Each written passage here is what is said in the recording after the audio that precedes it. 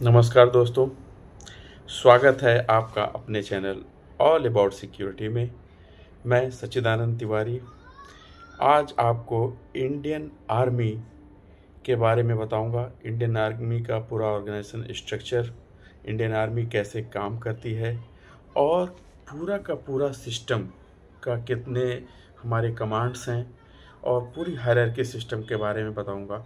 दोस्तों, सबसे पहले मैं आप सभी से ये रिक्वेस्ट करूंगा कि अंत तक इस वीडियो में आप ज़रूर बने रहें और अगर आपने हमारे चैनल को सब्सक्राइब न किया हो तो प्लीज़ सब्सक्राइब ज़रूर करें। और अभी मैं आपको इंडियन आर्मी के जितने भी हमारे स्ट्रक्चर्स हैं, जितने हमारे कमांड हैं, उनके बारे में बताऊंगा।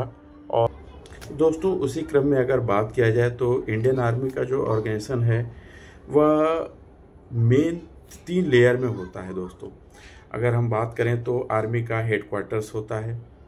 आर्मी हेडक्वार्टर कहाँ है ये अमूमन सबको पता है, बट हम अपने दर्शकों को यह बता दें कि आर्मी का जो हेडक्वार्टर्स होता है वह दिल्ली में होता है।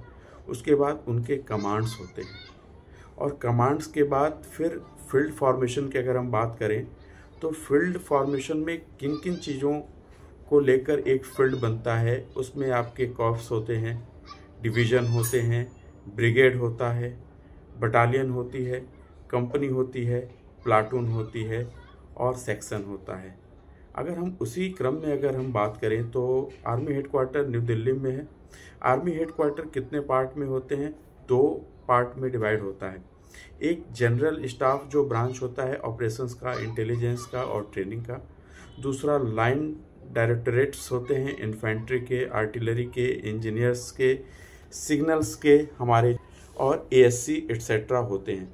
दोस्तों, अगर हम बात करें तो chief of the army staff army का टॉप ऑफिसर भी होता है। उसके बाद अगर हम बात करें उनके नीचे होते हैं वाइस चीफ और फिर 8 प्रिंसिपल स्टाफ ऑफिसर्स होते हैं। दोस्तों, अगर हम बात करें तो मेन आर्मी कमांड्स कौन कौन से हैं और किस कमांड्स का सेंटर कहाँ पे है वो बताऊंगा आपको।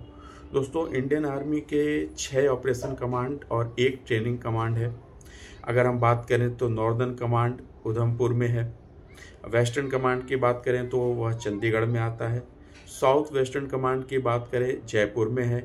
ईस्टर्न कमांड की बात करें तो वो कोलकाता वेस्ट बंगाल में आता है। सेंट्रल कमांड हमारे लखनऊ उत्तर प्रदेश में आता है। साउदर्न कमांड हमारा पुणे में आता है और आर्मी ट्रेनिंग कमांड जो सेंटर है वह है शिमला में आता है। दोस्तों, तो यह तो हो गई कि आर्मी के जितने भी हमारे कमांड्स हैं। अब कमांड्स के बारे में हर कमांड का क्या रोल होता है वह मैं आपको बताऊंगा। तो दोस्तों, उसी क्रम में अगर हम बात करें तो कमांड्स के काम क्या क्या होते हैं। अपने एरिया में पूरी आर्मी ऑपरेशन को कंट्रोल करता है कमांड्स। बॉर्डर सिक्योरिटी मेंटेन करना और disaster response, training, logistic support देना, इन सारे कमांड्स के काम होते हैं। दोस्तों, फील्ड फॉर्मेशन का स्ट्रक्चर कैसा होता है यह जानना सबसे ज़्यादा जरूरी है। अगर हम कॉर्प्स की बात करें, कोर की बात करें तो एक जो कॉर्प्स होता है, कोर होता है, वह लेफ्टिनेंट जनरल उसको लीड करता है। एक कॉर्प्स में अप्रॉक्स 50,000 से 70,000 सोल्जर्स होते हैं, जिसमें अगर बात किया जाए तो स्ट्राइक कॉर्प्स होता है, होल्डिंग कॉर्प्स होता है और माउंटेन कॉर्प्स होता है। दोस्तों, उसके बाद अगर बात करें तो डिवीज़न होता है। एक डिवीज़न को मेजर जनरल लीड करता है दोस्तों, जिसमें इन्फेंट्री डिवीज़न होती है, आर्मर्ड डिवीज़न होती है, आर्टिलरी डिवीज़न होती है और माउंटेन डिवीज़न होता है। एक डिवीज़न में अगर हम बात करें तो 10,000 से 15,000 ट्रुप्स होते हैं। दोस्तों, उसके बाद एक नेक्स्ट अगर हम आते हैं तो एक ब्रिगेड होती है। अगर हम ब्रिगेड की बात करें तो ब्रिगेड को जो लीड करता है वह हमारे ब्रिगेडियर होता है। उसकी साइज 3 से 5 बटालियन की एक ब्रिगेड होती है। दोस्तों, जिसमें टाइप्स क्या क्या किस टाइप की ब्रिगेड हो सकती है? इन्फेंट्री ब्रिगेड होती है, आर्टिलरी ब्रिगेड होती है और आर्मर्ड ब्रिगेड होती है। दोस्तों, ब्रिगेड के बाद अगर हम बात करें तो बटालियन होता है। अगर हम बटालियन की बात करें तो एक बटालियन को जो लीड करता है वह कर्नल करता है। उसकी स्ट्रेंथ 800 से 1000 सोल्जर्स की होती है। और राजपूताना रेजिमेंट की जो 6 बटालियन है वह एक बटालियन है जिसको लीड करते हैं हमारे कर्नल दोस्तों। उसके बाद हम बात करें तो बटालियन के बाद हमारी कंपनी होती है और उस कंपनी को जो लीड करते हैं वो मेजर या कैप्टन करते हैं और उसकी स्ट्रेंथ 100 से 120 सोल्जर्स की होती है दोस्तों। और उसके बाद हम जब नेक्स्ट क्रम में आते हैं तो प्लाटून होता है। प्लाटून को जो लीड करते हैं वह अमूमन लेफ्टिनेंट होते हैं और लेफ्टिनेंट की जो उस प्लाटून की जो स्ट्रेंथ होती है वह 30 से 40 सोल्जर्स के बीच की। तो सेक्शन अगर हम प्लाटून की बात करें तो 30 से 40 सोल्जर्स होते हैं। उसी प्रकार अगर हम बात करें सेक्शन की तो सेक्शन को लीड करता है हमारा हवलदार या नायक, उसमें स्ट्रेंथ 10 सोल्जर्स की होती है और सबसे छोटा कॉम्बैट यूनिट हमारा जो होता है वो सेक्शन ही होता है। अब हम बात करें कि आर्मी में सर्विसेज ऑफ इंडियन आर्मी क्या क्या है वह आपको बताना बहुत ज़्यादा ज़रूरी है।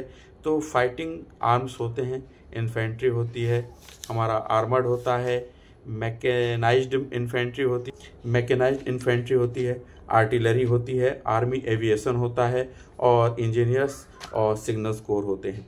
उसके अलावा अगर हम सपोर्टिंग स्टाफ की बात करें, सपोर्टिंग आर्म्स जो हमारे फौज में जो मेन जो कोर होते हैं वो होते हैं एएससी जो सप्लाई का काम करते हैं, एओसी ऑर्डिनेंस का काम करते हैं, बीईएमई की अगर बात करें तो मेंटेनेंस का कार्य भी हमारे ये डिपार्टमेंट करती है, हमारी मेडिकल कॉर्प्स होती है, मिलिट्री पुलिस होती है और साथ ही साथ हमारी इंटेलिजेंस कॉर्प्स होती है दोस्तों।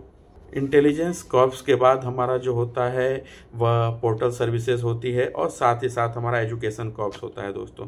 अगर हम बात करें तो यह सारे हमारे कॉर्प्स होते हैं और यह एक आर्मी की पूरी ऑर्गेनाइजेशन स्ट्रक्चर होती है दोस्तों।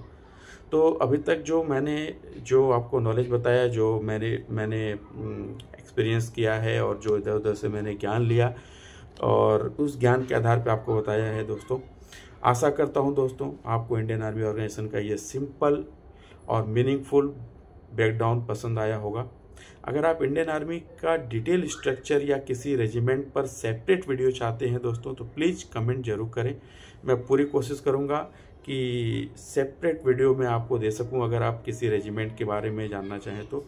और मैं उन सभी युवाओं को आह्वान करता हूं जो अभी हमारे पढ़ाई कर रहे हैं और पढ़ाई करने के साथ जो इंडियन आर्मी में अपना योगदान देना चाहते हैं, देश के लिए, समाज के लिए, अपने परिवार के लिए कुछ अलग करना चाहते हैं, उनके लिए यह वीडियो, मुझे मालूम है ये वीडियो उनके लिए ज़रूर काम का है और उनको इंडियन आर्मी का ऑर्गेनाइजेशन स्ट्रक्चर समझने में बहुत ही आसानी होगी दोस्तों। तो निश्चित रूप से मैं अपना वीडियो बनाता रहूँगा और इन सारी विषयों पे आपको बताता रहूँगा। उम्मीद करता हूँ हम दोबारा मिलेंगे और दोबारा किसी इसी ऐसे टॉपिक पे मिलेंगे जिस टॉपिक पे आपको हम ज्ञान दे सके। और आप भी कमेंट करके यह बताना मत भूलिएगा कि आपको किस रेजिमेंट के बारे में जानना है ताकि मैं उसके बारे में डिटेल जानकारी दे सकूं। धन्यवाद। जय हिंद।